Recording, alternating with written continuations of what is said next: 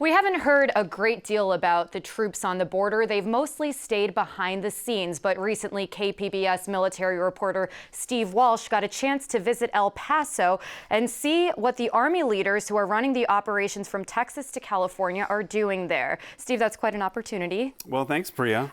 So remind us again what the troops are actually doing along the U.S.-Mexico border. So they've been along the U.S.-Mexico border since about October, just before the last election. And they've been there pretty much ever since, though they've kept, as you said, a pretty low profile. Right now they have about 4,000 troops there, including National Guard, which means the number has been going down steadily. There's actually been little interaction with them since the beginning of the year. We haven't really talked to anybody with the Marines here in California since before Christmas. So when we had a chance to go to El Paso, we decided to take them up on it. So what exactly did you see while you were down there? So the biggest, most high-profile mission all along the border has been the laying of this concertina wire, this razor wire, but that mission wrapped up more than a month ago.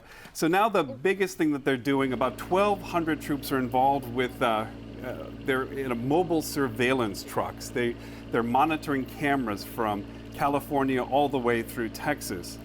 But they have kept their distance. They're very concerned about having interaction with migrants. When I talked to one of the camera operators, they said sometimes they're so far away from the border that they can't really tell whether they're monitoring a person or a cow. So, and there have been a few problems. They say a couple of times a week they will encounter migrants. Usually it's somebody who's looking for water or to turn themselves into Border Patrol. Then they quickly call Border Patrol and they take them away. So how are they measuring the success of what they're doing down there? So I talked with Brigadier General Walter Dusney, who's the Deputy Commander of Army North, which is in charge of this whole operation. He says in the 9 months since they've been there that they've aided in the apprehension of 13,000 migrants and 3,000 pounds of marijuana, which is a sizable number. But when you look at the Border Patrol's figure, they came out with numbers saying that since the beginning of the year, they've had 593,000 apprehensions, and they seize more than 5,000 pounds of narcotics every month. So it's a small part of a much larger problem. Now, the military says that they're helping. What they're doing is they're freeing up agents so the Border Patrol agents can move forward and interact more directly with migrants. But again, it's a small part of a larger problem. And this must be quite a unique situation for the city of El Paso and the people who live there. How are they reacting to all these troops being there? Right. So keep in mind, El Paso is a military town just like San Diego. They have Fort Bliss there, so they're well aware of the military. And right now, there's a lot of fear and a lot of consternation about border policy, just like there is in San Diego. But really, that has not been reflected on the military's role in that.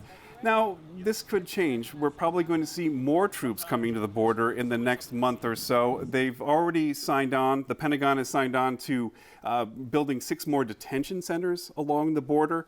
They're also going to start transporting migrants to the various facilities, and they're also going to be involved in feeding them.